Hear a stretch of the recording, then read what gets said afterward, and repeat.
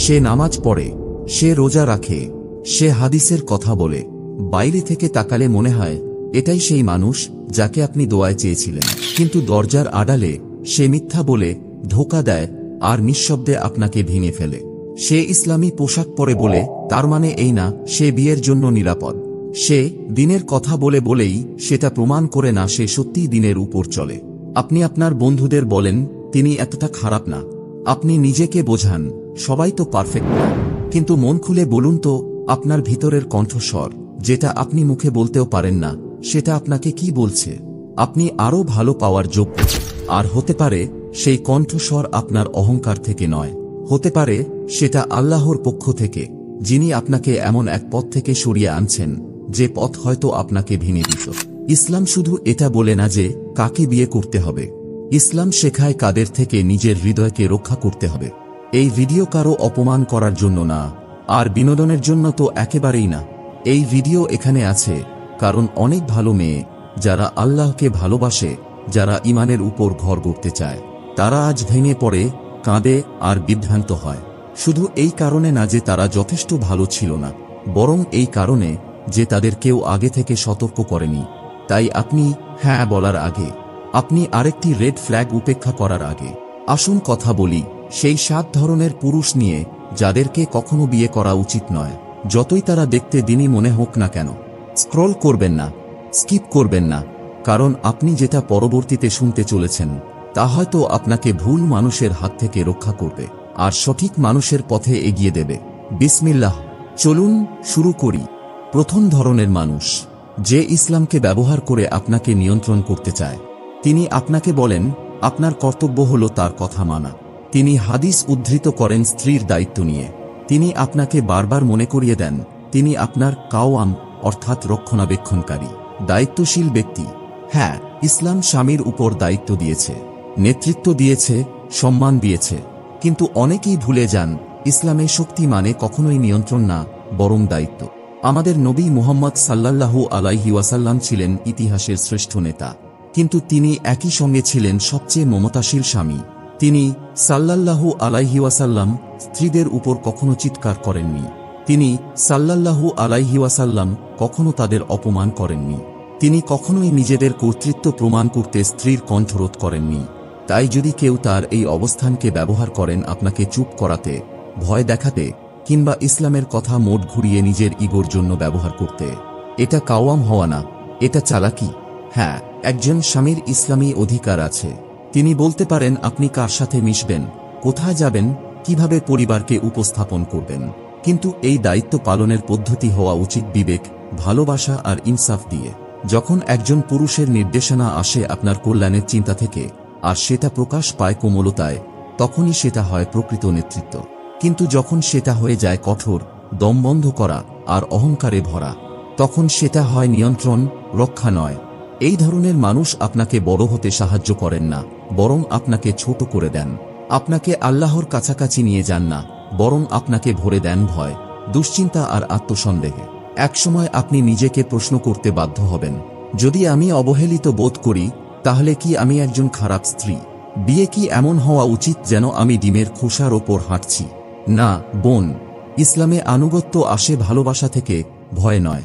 স্ত্রীর আনুগত্য এটা এক সুন্দর ইবাদত, কিন্তু সেটা কখনোই জোর করে, চালাকি করে কিংবা অস্ত্র বানিয়ে চাপিয়ে দেওয়ার জন্য নয়। নবী মুহাম্মদ সাল্লাল্লাহু আলাইহি ওয়াসাল্লাম বলেছেন, তোমাদের মধ্যে শ্রেষ্ঠ সেই ব্যক্তি যে তার স্ত্রীর প্রতি সবচেয়ে উত্তম আচরণ করে। শ্রেষ্ঠ মানে সবচেয়ে জোরে চিৎকার করা মানুষ নয়, নয় সবচেয়ে নিয়ন্ত্রণকারী, নয় সবচেয়ে যুক্তির বাহাদুরি দেখানো ব্যক্তি। আর যখনই নবী সাল্লাল্লাহু আলাইহি ওয়াসাল্লাম নিজ গৃহে ভুল কিছু দেখেছেন, তিনি সেটা সংশোধন করেছেন হিকমতের সাথে। না ছিল চিৎকার, না ছিল অপরাধবোধ চাপানো, না ছিল মানসিক নির্যাতন। তাই যদি কেউ ইসলামের নামে আপনাকে অমূল্য, লজ্জিত বা অদৃশ্য করে তোলে, জেনে নিন এটা ইসলাম নয়, সেটা থোবের আড়ালে থাকা অহংকার। তারা বলুক আপনি অবাধ্য, তারা বলুক আপনি বেশি সংবেদনশীল, কিন্তু যে নারী জানেন তিনি আল্লাহর চোখে কত মূল্যবান, তাকে কখনোই নিয়ন্ত্রণ করতে পারে না এমন একজন পুরুষ যার একমাত্র শক্তি হলো ভয় দেখানো।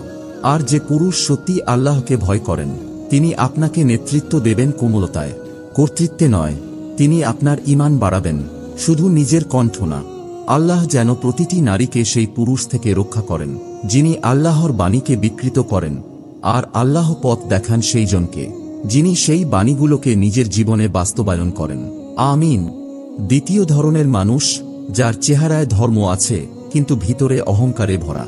তিনি পাঞ্জাবি পরেন, তিনি দাড়ি রাখেন, তিনি খুব সুন্দরভাবে দ্বীনের কথা বলেন, তিনি হাদিস জানেন, কুরআনের আয়াত বলেন, এমনকি অন্যদের শেখানো, কিন্তু যখন নম্রতার কথা আসে তখন তিনি ব্যর্থ।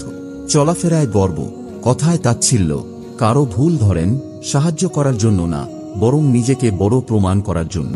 আর আপনি যদি খুব ভদ্রভাবে কিছু বলেও ভিন্নমত পোষণ করেন, তাহলেই মনে করেন আপনি যেন পুরো ইসলামকে অপমান করেছেন। এই মানুষটা হয়তো দিন জানেন কিন্তু আখলাক ভুলে গেছেন। নবী মুহাম্মদ সাল্লাল্লাহু আলাইহি ওয়াসাল্লাম বলেছেন, যে ব্যক্তি আল্লাহর জন্য নিজেকে ছোট করে, আল্লাহ তাকে মর্যাদায় উঁচু করে দেন। আপনি সতর্ক থাকুন বোন, কারণ অহংকার সবসময় চিৎকার বা রাগ করে প্রকাশ পায় না। অনেক সময় সেটা হাসি দিয়ে আপনাকে ছোট মনে করিয়েও প্রকাশ পায়। তিনি বলবেন আপনার দিনের উন্নতি করা দরকার, কিন্তু নিজের চরিত্রের উন্নতি নিয়ে ভাববেন না।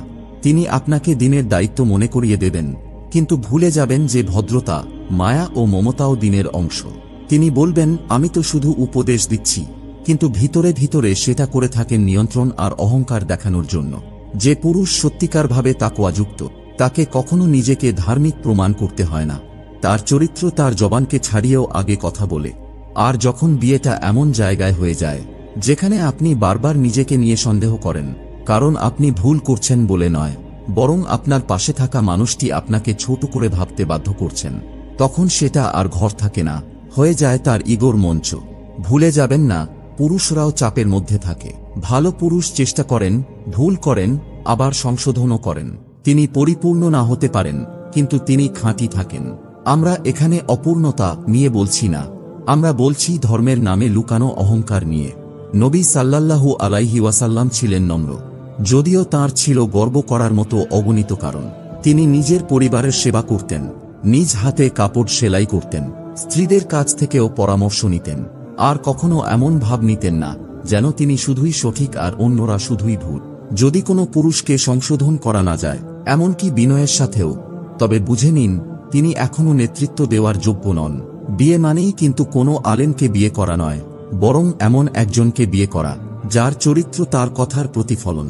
তাই কারো চেহারা দেখে মুগ্ধ হওয়ার আগে, দাড়ি, বক্তৃতা, ইউটিউব ভিডিও দেখে মুগ্ধ হওয়ার আগে নিজেকে প্রশ্ন করুন, তিনি কি রেস্টুরেন্টের ওয়েটারকেও সম্মান দিয়ে কথা বলেন? তিনি কি ভুল হলে চুপ করে শোনেন? তার কথায় মানুষ নিরাপদ বোধ করে নাকি ছোট বোধ করে? কারণ যদি তিনি শুধু মঞ্চে কোমল স্বরে কথা বলেন আর ঘরে এসে রুড হন, তাহলে বুঝে নিন তার কোমলতা নাটক, চরিত্র নয়। সবচেয়ে কষ্টের একাকিত্ব হল সেই বিয়ে যেখানে স্বামী মুখে দয়া শেখান কিন্তু আচরণে গর্ব দেখান। তিনি বাহ্যিকভাবে ধার্মিক, তিনি সব নিয়ম পালন করেন, কিন্তু তার হৃদয় কখনোই আল্লাহর সামনে নত হয়নি। তাই নিজেকে প্রশ্ন করুন, আপনি কি ছবির মানুষকে বিয়ে করবেন নাকি চরিত্রের মানুষকে?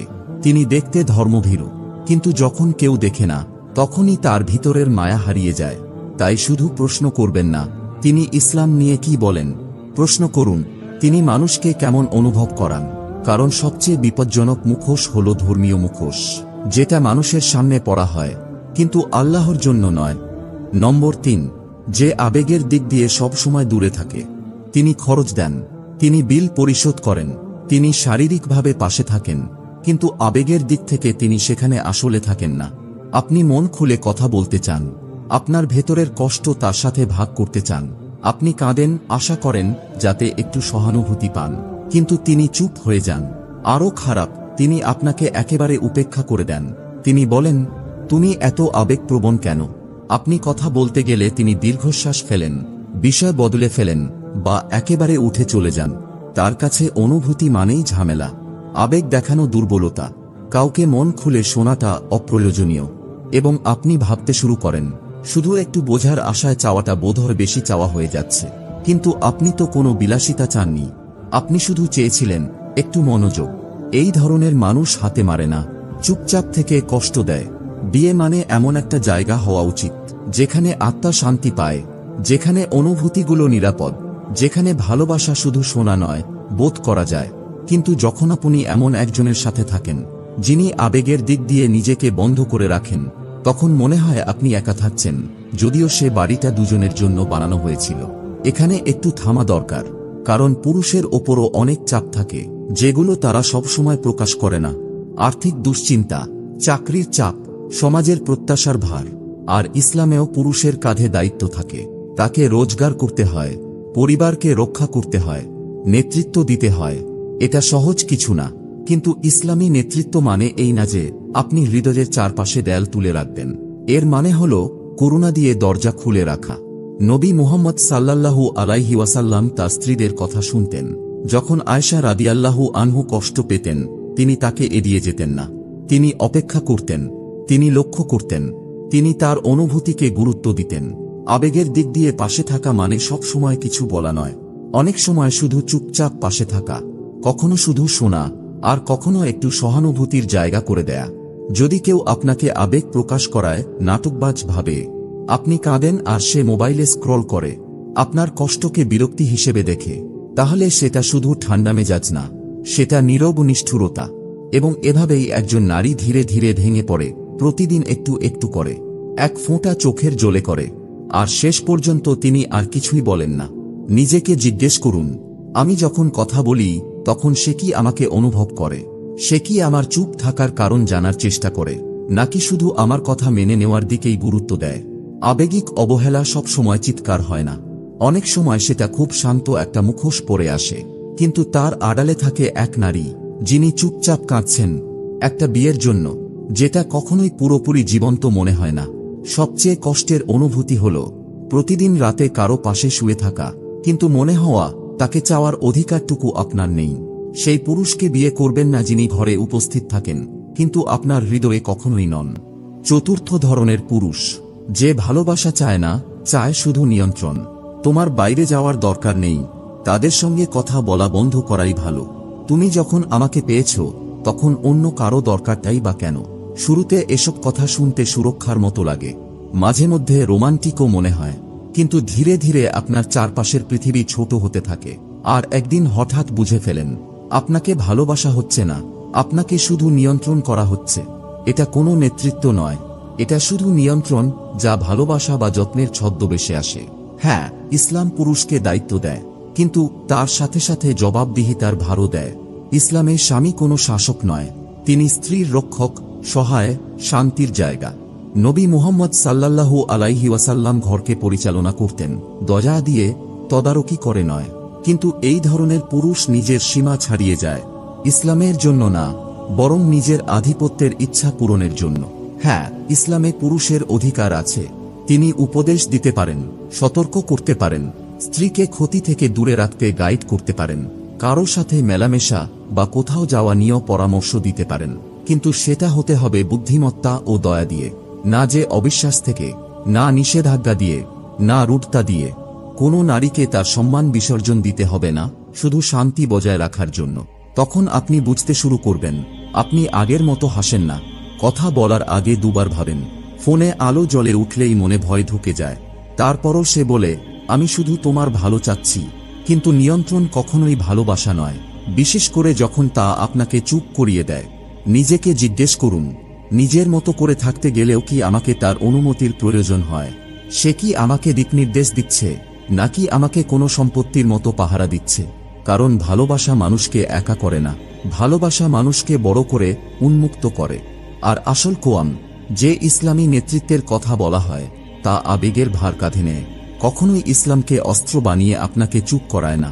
তাই কোনো পুরুষ যদি কোরআনের কথা ভুলভাবে ব্যাখ্যা করে, আপনার পরিচয় মুছে দিতে চায়, তাহলে বুঝে নিন সেটা ইসলাম নয়। যদি তার ভালোবাসা মানে হয় ভয়, নীরবতা আর তার মনের খামখেয়ালের কাছে আত্মসমর্পণ, তাহলে সেটা সুরক্ষা নয়, সেটা দখল। আর সবচেয়ে খারাপ হল একজন নীরব শাসক, যিনি বাইরে হাসি দেন কিন্তু ভেতরে ভেতরে ধীরে ধীরে আপনার স্বাধীনতাকে কেড়ে নেন। নম্বর 5, যে পুরুষ মিথ্যা বলে আর প্রতারণা করে। সবকিছু শুরু হয় ছোট্ট একটা ব্যাপার থেকে, একটা মেসেজ যা সে গোপন রাখে, একটা ফোন কল যেটা সে ইচ্ছে করে এড়িয়ে যায়, একটা গল্প যার ভিতর কেমন যেন গরমিল থাকে। আপনি শুরুতে তাকে সন্দেহ করেন না, একবার, দুবার, হয়তো আরো কয়েকবার, কিন্তু একসময় আপনি বুঝতে পারেন আপনি আর তাকে বিশ্বাস করছেন না, বরং নিজেকেই ভুল বোঝাচ্ছেন। এই ধরনের পুরুষ মুখে শান্ত হাসি রেখেই মিথ্যা বলে। সে এমনভাবে প্রতারণা করে যাতে আপনি নিজেকেই পাগল মনে করতে শুরু করেন। আপনি কেন এমন সন্দেহ করছেন সেটাই নিয়ে আপনি অপরাধবোধে ভুগতে থাকেন। আর যখন আপনি তাকে এই নিয়ে প্রশ্ন করেন, সে তখন সব দোষ ঘুরিয়ে আপনার উপর চাপিয়ে দেয়। তুমি অনেক বেশি ইনসিকিউর, তুমি সব সময় ঝামেলার কারণ খুঁজো। কিন্তু সেই ফোনের পর্দার পেছনে থাকে একটার পর একটা বিশ্বাসঘাতকতার ছাপ, যেটা সে ভাবে আল্লাহ দেখছেন না। বোন, খোলাখুলি কথা বলি, ইসলাম শুধু জিনা নিষেধ করে না, ইসলাম নিষেধ করে প্রতারণা, বিশ্বাসভঙ্গ আর কাউকে গোপনে কষ্ট দিয়ে নিজের দোষকে মসৃণ ভাষায় ঢেকে ফেলা। নবী মুহাম্মদ সাল্লাল্লাহু আলাইহি ওয়াসাল্লাম বলেছেন, যে বিশ্বস্ত নয় তার কোনো ঈমান নেই, যে কথা রাখে না তার কোনো দিন নেই। যে পুরুষ সহজে মিথ্যা বলে সে আল্লাহকে নয়, নিজের খেয়াল খুশিকেই ইবাদত করে। বিয়ে মানে শুধুই দুটি মানুষের বন্ধন না, এটা ভরসার চুক্তি। আর এই চুক্তিকে ভেঙে দেয় যে কোনো ধরনের প্রতারণা, হোক সেটা শারীরিক, মানসিক কিংবা অনলাইনে। আর সবচেয়ে দুঃখজনক হলো, সে হয়তো নামাজ পড়ে, দাওয়াত দেয়, এমনকি বলে আমি চেষ্টা করছি, কিন্তু যে পুরুষ আল্লাহকে ভয় পায় সে নিজের গুনাহ লুকায় না, বরং সে পালিয়ে বেড়ায় সেগুলো থেকে। সে বহু অজুহাত বানায় না, বরং তোবা করে। তাই শুধু তার কথার মিষ্টি ছন্দে ভুলে যাবেন না, শয়তানও একসময় অত্যন্ত আকর্ষণীয় ছিল, যতক্ষণ না অহংকার তাকে নিচে ফেলে দিল। সত্য কথা বলি, পুরুষেরা তাদের প্রবৃত্তির দ্বারা পরীক্ষিত হয়। এই সময়ে যখন চারপাশে সবকিছু খোলা, এটা সহজ নয়। কিন্তু ইসলাম কখনোই কোনো পুরুষকে এই ছাড় দেয়নি যে সে গোপনে প্রতারণা করে বেড়াবে আর প্রকাশ্যে ইসলাম প্রচার করবে। তাই যদি আপনি নিজের মনেই বারবার তার প্রতি সন্দেহ অনুভব করেন, তার ফোন সবসময় লক করা কিন্তু তার চোখ নিচু হয় না, তাহলে আপনি প্যারানয়েড নন, আপনি সতর্ক হচ্ছেন। নিজেকে প্রশ্ন করুন, সে কি কঠিন পরিস্থিতিতেও সত্যি কথা বলে? সে কি আমাকে কষ্ট দেওয়াকে ভয় পায়, নাকি ধরা পড়াটাকেই বেশি ভয় পায়? যে পুরুষ একবার পশ্চাতাপ ছাড়াই প্রতারণা করে, সে আবারও করতে পারে। আর যে চোখ না নাড়িয়ে মিথ্যা বলে, সে যে কোনো কিছুতেই মিথ্যা বলতে পারে। বিশ্বাসহীন একটা বিয়ে কখনোই নিরাপদ না, ওটা শুধু নিঃশব্দে সরে যাওয়া একটা আতঙ্ক। আর কোনো নারীকেই এই পৃথিবীতে তার মন, আত্মা ও ভালোবাসা এমন কাউকে দেওয়া উচিত নয় যে মানুষটা পিছনে গিয়ে সেই মনটা ভেঙে ফেলে। তাই কোনো লাল সংকেতকে উপেক্ষা করার আগে একবার ভাবুন। সবচেয়ে বড় বিশ্বাসঘাতকতা কেবল স্বামী স্ত্রীর মাঝে নয়, তা হয় আল্লাহর সাথে বান্দার সম্পর্কেও। আর যদি কেউ গোপনে প্রতারণা করে তারপর মুখে বলে ওয়াল্লাহি, তাহলে সে পুরুষ নয়, সে এমন একজন যে নিজের হৃদয়টাই বিক্রি করে দিয়েছে। নম্বর 6, যে পুরুষ খারাপ অভ্যাসে আসক্ত। সে চিৎকার করে না, সে মারেও না, বরং সে বলে আমি তোমায় ভালোবাসি। কিন্তু যখনই সম্পর্কটা একটু স্থির হয়ে ওঠে, সে আবারও সেই পুরনো পথে হাঁটে। ঘন্টার পর ঘন্টা কোথায় থাকে খোঁজ থাকে না। সে মিথ্যা বলে যে সে কোথায় ছিল, তার টাকা গায়েব, মন অস্থির, প্রতিশ্রুতি সব ভেঙে যায়। আপনি বিশ্বাস করতে চান, আসলে আপনি বিশ্বাস করেন কারণ সামনে দাঁড়িয়ে থাকা মানুষটা খারাপ না, সে আহত, সে চেষ্টা করছে। কিন্তু কঠিন সত্যটা কি জানেন? ভালোবাসা কখনোই এমন জিনিস সারাতে পারে না যেটা শুধুমাত্র তাকওয়া সারাতে পারে। যখন একজন পুরুষ কোনো আসক্তির শৃঙ্খলে বন্দী, হোক সেটা জুয়া, মদ, নেশা অথবা লুকানো কোনো গুনাহ, তখন আপনার ভালোবাসা একা কিছুই বদলাতে পারবে না। শুধু আল্লাহই পারেন হৃদয় পরিবর্তন করতে। আর আসক্তি কেবল সেই পুরুষটাকেই ধ্বংস করে না, এটা ধ্বংস করে সেই নারীকেও যে তাকে সবচেয়ে বেশি ভালোবাসে। আপনি নিজেকে দেখতে পাবেন, তার হয় মিথ্যা বলছেন, তার দোষ ঢাকছেন, তার জন্য কাঁদছেন, তার জন্য দোয়া করছেন। তারপর যখন কিছুই বদলায় না, তখন নিজেকেই দোষ দিচ্ছেন। কিন্তু ইসলাম আমাদের শিখিয়েছে, নিজ হাতে নিজেকে ধ্বংস করো না, বরং ভালো কাজ করো। নিঃসন্দেহে আল্লাহ ভালো কাজ করা মানুষদের ভালোবাসেন। যে পুরুষ হারাম কাজের মধ্যে ডুবে থাকে আর সেখান থেকে বের হবার চেষ্টা পর্যন্ত করে না, সে একসময় আপনাকেও টেনে সেই অন্ধকারে নিয়ে যাবে। চাইলেও আপনি তাকে বাঁচাতে পারবেন না যদি সে নিজেই না চায় বদলাতে। হ্যাঁ, ইসলাম আমাদের সবর করতে বলে, কিন্তু সবর মানে নিজের ধ্বংসের দিকে এগিয়ে যাওয়া না। সবর মানে এই না যে আপনি চুপচাপ থাকবেন আর আপনার জীবন ভেতরে ভেতরে ভেঙে পড়বে। সত্যি কথা বলি, অনেক পুরুষ আসক্তিতে জড়িয়ে পড়ে কারণ তারা ভেতরে ভেঙে পড়ে, হারিয়ে যায়, অবহেলিত মনে করে নিজেকে। কিন্তু যে পুরুষ আল্লাহকে ভয় পায়, সে সাহায্য খোঁজে, সে আপনার ভালোবাসার আড়ালে লুকিয়ে আপনার হৃদয় ধ্বংস করে না। আর যদি সে বলে, আমি যে কোনো সময় ছেড়ে দিতে পারি, বিয়ের পর সব ঠিক হয়ে যাবে, এটা তো শুধু একটা ফেজ, তাহলে আপনি কল্পনার জালে নিজেকে আটকে ফেলবেন না। যে মানুষ বিয়ের আগেই হারাম ছাড়তে পারে না, সে বিয়ের পরেও হঠাৎ করে নেক হয়ে যাবে না। নিজেকে জিজ্ঞাসা করুন, আমি কি এমন একটা ভাঙা ভিতের উপর জীবন গড়ছি যেটা যে কোনো সময় ধসে পড়তে পারে? আমি কি তাকে বাঁচাচ্ছি, নাকি নিজেকেই হারিয়ে ফেলছি আস্তে আস্তে? ইসলাম চায় না আপনি এমন কাউকে বিয়ে করুন যে নিখুঁত, কিন্তু ইসলাম বারণ করে এমন কাউকে বিয়ে করতে যে আপনাকে অন্ধকারে নিয়ে যায়, মুখে আলো ভালোবাসার কথা বললেও। তাই কোনো পুরুষকে আপনার হৃদয় দেওয়ার আগে যদি দেখেন সে আসক্তিতে ডুবে আছে, মনে রাখবেন, একজন স্ত্রী হিসেবে আপনি তার সঙ্গী হতে পারেন, কিন্তু তার রিহ্যাব বা নেশামুক্তি কেন্দ্র না।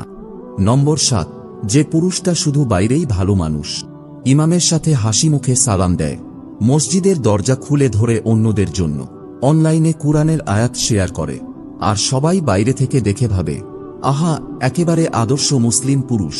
কিন্তু যখন আলো নিভে যায় আর দর্শকরা সরে যায়, তখন তার দয়াটাও হারিয়ে যায়। বাইরে কখনো গলা তোলে না, কিন্তু ঘরে তার আওয়াজ দেয়াল কাঁপায়। অজানা মানুষদের ধন্যবাদ জানায়, কিন্তু আপনাকে একটা শব্দ না। রাতে মসজিদে দাঁড়িয়ে তাহাজ্জুদ পড়ে, কিন্তু আপনি রান্নাঘরে কাঁদলেও চোখ তোলে না।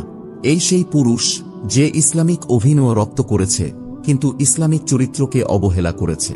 নবী মুহাম্মদ সাল্লাল্লাহু আলাইহি ওয়াসাল্লাম শুধু বাইরেই ইবাদত করতেন না, ঘরেও ছিলেন কোমল, দয়ালু। তাঁর স্ত্রীদের কাছে তিনি ছিলেন নিরাপদ, শ্রোতা, সম্মানদাতা। নবী সাল্লাল্লাহু আলাইহি ওয়াসাল্লামের কোনো রূপ ছিল না যেটা দরজার ভেতরে হারিয়ে যেত। তাই সাবধান থাকুন সেই পুরুষ থেকে যে দুনিয়াকে মিষ্টি কথা বলে, কিন্তু আপনাকে একটা কোমল কথা পর্যন্ত বলে না। বিয়ে এটা না যে একজন মানুষ বাইরে কেমন তা দেখার ব্যাপার। বিয়ে হলো সে একান্তে কেমন যখন কেউ দেখছে না। এবং সবচেয়ে ভয়ের জায়গা হয়তো এটা, যখন আপনি সত্যি বলবেন তখন কেউ বিশ্বাসই করবে না, কারণ তার বাইরের রূপ মার্জিত, শান্ত, ধার্মিক, কিন্তু আল্লাহ উভয় রূপই দেখেন, আর আল্লাহর ন্যায়বিচার কখনো বাইরের মুখোশে ভুল করেন না। তাই শুধু বক্তৃতায় কিভাবে কথা বলে সেটা দেখে বিয়ে করবেন না। মানুষ তার প্রশংসা করে বলে তাকে স্বামী হিসেবে বেছে নেবেন না। বেছে নিন সেই পুরুষকে যার সাথে একান্তে থাকলে আপনি শান্তি অনুভব করেন, যে নিজের আসল রূপেও আপনাকে সম্মান করে। কারণ যে পুরুষ বাইরের জন্য ইসলাম দেখায়, কিন্তু ঘরে সেই ইসলামের মূল স্পিরিটটাই মানে না, সে চায় আপনি শুধু ভান করে শান্ত থাকুন, আর সে আপনার প্রাপ্য ভালোবাসাটাও আপনাকে না দিয়ে রাখুক। এমন পুরুষ স্বামী না, সে একজন অভিনেতা। বিয়ে ইসলামে পবিত্র। এটা শুধু দুজন মানুষের মধ্যে চুক্তি নয়, এটা দুজন এবং আল্লাহর মধ্যে একটা অঙ্গীকার। বিয়ে মানে হওয়া উচিত দয়া, ভালোবাসা আর একে অন্যকে সুন্দরভাবে গড়ে তোলার একটি নিরাপদ স্থান। কিন্তু অনেক সময় নারীরা এমন পুরুষদের ভালোবেসে ফেলে যারা বাহিরে ধর্মের মুখোশ পরে, কিন্তু তাদের অন্তর থাকে আল্লাহর প্রিয় গুণাবলীর থেকে অনেক দূরে। আপনি যদি আপনার জীবনের কিছুটা গল্প এই কথাগুলোর মধ্যে খুঁজে পান, তাহলে চোখ বন্ধ করে থাকার সময় না এটা। কারণ ইসলাম শুধুই অন্যকে ভালোবাসার শিক্ষা দেয় না, এটা নিজেকে আল্লাহর জন্য সুরক্ষিত রাখার শিক্ষা দেয়। তাহলে কিভাবে নিজেকে রক্ষা করবেন? শুধু রুটিন হিসেবে নয়, ইস্তিখারা করুন আল্লাহর সঙ্গে খোলামেলা কথোপকথনের মতো। শুধু সে দাওয়াতের মজলিসে কি বলে সেটা নয়, দেখুন সে দুর্বলদের সাথে কেমন ব্যবহার করে, সমাজ কি বলছে সেটা নয়, শোনেন আপনার ভিতরের সেই সতর্কবার্তাকে, আপনার ফিতরাকে। আর মনে রাখুন আল্লাহর এই শক্তিশালী বাণী, ভালো নারীরা ভালো পুরুষদের জন্য, আর ভালো পুরুষেরা ভালো নারীদের জন্য। বিয়ে কখনো নিখুঁত হওয়ার ব্যাপার না, এটা হচ্ছে নিয়তের ব্যাপার। এটা এমন একটা অন্তরের ব্যাপার যে একান্তে আল্লাহকে ভয় করে, বাইরে মানুষের সম্মান করে, আর ভালোবাসে দায়িত্ব নিয়ে। আর যদি আপনি এমন একজনের সাথে বিবাহিত থাকেন যিনি সংগ্রাম করছেন, তাহলেও আশাহীন হবেন না। পরিবর্তন সম্ভব, কিন্তু তা শুরু হয় নিজের দায়িত্ব স্বীকার করার মধ্য দিয়ে। সমস্যা এড়িয়ে চললে আরোগ্য আসে না, বিশ্বাস, জ্ঞান আর আন্তরিক চেষ্টা দিয়েই আসে সঠিক সমাধান। প্রিয় বোনেরা, ভয় পেয়ে কখনো থমকে যাবেন না। শুধু একাকিত্ব থেকে পালাতে হ্যাঁ বলবেন না, কারণ ভুল মানুষকে বিয়ে করলে একাকিত্ব শেষ হবে না, তা আরও বাড়বে। সময় নিন, কঠিন প্রশ্ন করুন, বাহ্যিক রূপের বাইরে দেখুন, আর জেনে রাখুন আপনি যদি আল্লাহর সন্তুষ্টির জন্য আপনার মানদণ্ড ঠিক রাখেন, তাহলে আল্লাহ আপনাকে সম্মানজনক ফলই দিবেন। কারণ আপনি দুনিয়াতে এসেছেন আধা ভালোবাসা পাওয়ার জন্য না, আধা সম্মান পাওয়ার জন্য না, অথবা অর্ধেক মনোযোগ পাওয়ার জন্য না। আপনি সৃষ্টি হয়েছেন সম্মানের সাথে। আর যে পুরুষ আপনার উপযুক্ত, সে আপনার সেই সম্মানকে বুঝবে আর তা রক্ষা করবে আল্লাহর একটি আমানত হিসেবে। আল্লাহ আপনাকে এমন একজন জীবনসঙ্গী দান করুন, যিনি তাকে ভয় করেন, আপনাকে সম্মান করেন এবং এমন একটি ঘর গড়ে তোলেন যেটা ইসলামী সৌন্দর্য প্রতিফলন করে, শুধু কথায় নয়, কাজে। যদি আপনি এই ভিডিওর একদম শেষে এসে থাকেন, কমেন্টে একটা ছোট দোয়া লিখুন, হোক সেটা যত সহজ। ইয়া আল্লাহ, আমার হৃদয়কে হেফাজত করো। আপনার এই দোয়াতেই হয়তো কেউ বলবে আমিন, আর সেটাই হতে পারে আপনার জন্য কবুল হওয়া মুহূর্ত। যদি এই বার্তাটি আপনার মনে দাগ কেটে যায়, তাহলে লাইক দিন, শেয়ার করুন আর সাবস্ক্রাইব করতে ভুলবেন না, যাতে আরও হৃদয় উপকৃত হতে পারে ইনশাআল্লাহ। আসসালামু আলাইকুম ওয়া রাহমাতুল্লাহ।